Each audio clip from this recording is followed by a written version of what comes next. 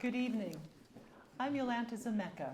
I serve as Vice Chair of the Holocaust Center.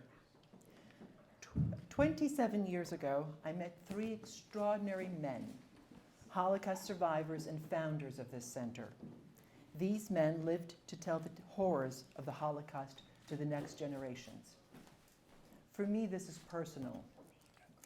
The first, Richard Walheimer, who called the Nassau County Museum of Art asking for help to mount the first Holocaust exhibit here at the center.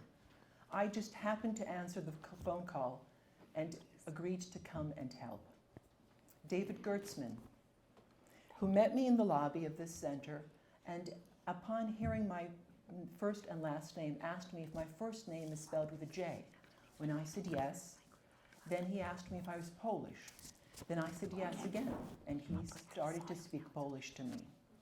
David told me that he and his entire family survived the Holocaust because of a Christian Polish family that hid them throughout the war. David and I had spoken Polish most of the time when we were just together, but we worked together with Richard and Irving Roth. Irving Roth, then the education director, upon hearing that I had worked on the Marion Kruger Coffin restoration project at the Nassau County Museum of Art, the Garden, showed me a room in the back of this center filled with jugs of pennies and told me about the Million Pennies Project. The Million Pennies Project was where school children from Nassau, Suffolk, Queens, and Brooklyn collected pennies to build a memorial, a living memorial. And then Irving Roth asked me if I would be willing to create that memorial. I told him I would be honored. And that was the beginning of the Children's Memorial Garden. This garden is special because it is dedicated to the 1.5 million Jewish children murdered in the Holocaust and to all children throughout the world that died during World War II.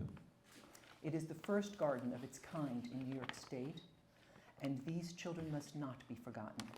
They were innocent victims.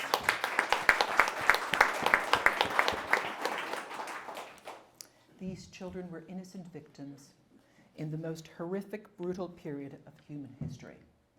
So when someone asks me why do I want to volunteer and why do I dedicate so much time to HMTC? My answer is because of the memory of and to continue the work of those Holocaust survivors, including Boris Charton, the first chairman of the board and founder.